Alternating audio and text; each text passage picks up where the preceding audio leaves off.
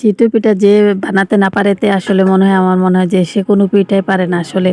কথাটা আসলে অন্যরা অন্যভাবে নিবেন না। বলছি যে এই পিঠাটা বানানো এত যে সহজ, আসলে আমি জানি না যে এর চেয়ে সহজ আর কোন পিঠা আছে। দেখেন শুকনা চালের গুঁড়া, আসলে এগুলো কিন্তু শুকনো চালের গুঁড়া, আবার রোদ্রে আমি শুকিয়ে নিয়েছি পরিমাণ মতো লবণ, যার যার প্রয়োজন মতো। এইটা হলো কুসুম গরম পানি, মানে এমন গরম যাতে হাত সহ্য করতে পারে।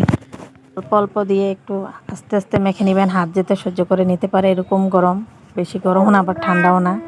তারপরে দেখবেন মাশাল্লাহ সুন্দর একটা সফট ডো হবে, মানে আমরা কাই বলি যে গ্রামের বাসায়। আসলে ওইটা দিয়ে যে চিতই পিঠা ফুলকো ফুলকো হয়, শুকনা চালের গুঁড়া, মানে বাজারের কেনা চালের গুঁড়া দিয়েও পারবেন।